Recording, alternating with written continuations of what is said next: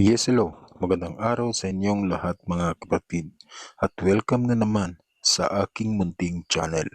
Sa bidyong ito, mga kapatid, ay mayroon po akong ituturo sa inyo na isa na naman pong karunungan. At ang karunungan pong ito ay magagamit po ninyo upang mapalubag loob ninyo ang mga taong mayroong galit sa inyo. Pero bago ang lahat, kung ngayon ka palang napadaan sa aking munting channel, ay mag-subscribe ka na at pindutin ang inyong notification bell. Magaling pong gamitin ang karunungang ito mga kapatid kung sakaling mayroon pong tao na mayroong malaking galit sa inyo o hindi kanya nagugustuhan. Maaari din po na gamitin ito sa inyong mga minamahal, sa inyong partner, sa inyong asawa, o sa taong iyong nagugustuhan, subalit mayroong galit sa inyo. Maaari din po na gamitin ninyo ito sa inyong mga boss, sa inyong mga amo, kung ikaw ay isang OFW at malupit ang inyong amo o mayroong pangit na pag-uugali. Kung gusto mo na ang taong ito o ang iyong boss ay inyong mapapaamo, inyo lamang pong uusalin ang orasyong ito sa kanyang harapan at hipan po patungo sa kanya. Siyempre po, kapag gagamitin mo ang karunungang ito sa isang tao, ay huwag na huwag pong magpapahalata. Lalong-lalo na po kung inyo itong gagamitin sa inyong asawa, inyong partner, di kaya ay sa inyong mga kaibigan o kakilala. Huwag na huwag pong magpapahalata. Ibulong po sa inyong sarili ang orasyong ito ng pasimple o habang ikaw ay nakatalikod o di kaya ikaw ay hindi direktang nakaharap sa kanya. Pagkatapos ay humarap sa kanya at hipan po patungo sa tao ng pasimple lamang. Maaari din po na kapag hindi ninyo maiiwasan na tumalikod o tumagilid sa kanya, maaari na sa isip lamang ninyo babanggitin ang orasyong ito. Pagkatapos ay hipan po ng pasimple patungo sa taong iyong target. Mas maganda po kung memoryado o memorize po ninyo ang orasyong ito sapagkat mas madali po talaga at mas mabisa kung memorize ninyo.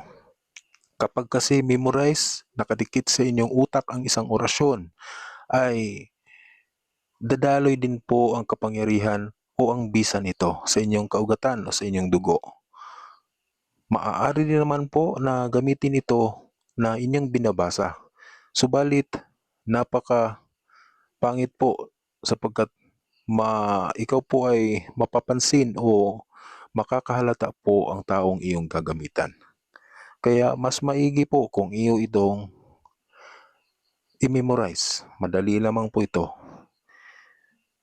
Ito po ang orasyon na inyong babanggitin kapag kaharap na ninyo ang tao na gusto ninyong paamuhin o gusto ninyong mawala ang kanyang galit sa inyo. Ito po ang orasyon mga kapatid.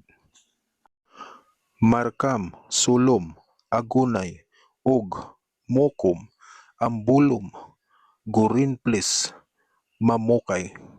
Yan po ang orasyon na inyong gagamitin mga kapatid. Nang sa ganoon ay mapalubag ninyo ang loob ng isang tao at mawala ang kanyang galit sa inyo. Sa mga nagtatanong kung ano ang magandang pamamaraan upang mas siguradong bibisa ito sa inyo, ito po ang ituturo ko ay simpleng pamamaraan ngunit epektibo po. Bago po ninyo gamitin ito sa tao na inyong target, ay dasalin niyo po muna ito sa loob ng 9 na araw. Simulan sa araw po ng Biyernes. Uusalin po ninyo ito pagkagising sa umaga at kapag ikaw ay matutulog na. Ang iyong gagawin ay inyo pong uunahan ng dasal ng isang Ama namin, isang Abang Ginong Maria, at isang sumasampalataya. Pagkatapos ay sunod ang orasyong nabanggit ko kanina ng 3 ulit at hipan ang inyong sarili. Gawin niyo po ito sa loob ng 9 na araw, sa umaga at sa gabi, upang masigurado po ninyo na kapag ito ay inyong nang gagamitin sa taong inyong target, ay direkta na po kayo gamit sa orasyon at hindi na po ninyo uusalin ang Ama namin, Aba Ginong Maria at sumasampalataya. Direkta na po ang inyong pag-usal sa orasyon at hipan po patungo sa taong iyong target. Sana po ay makatulong sa inyo ito mga kapatid. Pahingi naman po ng isang pabor mga kapatid. Paki-like at paki-share ng video ito. Salamat po sa inyong suporta. God bless po sa inyong lahat at ingat po kayo palagi.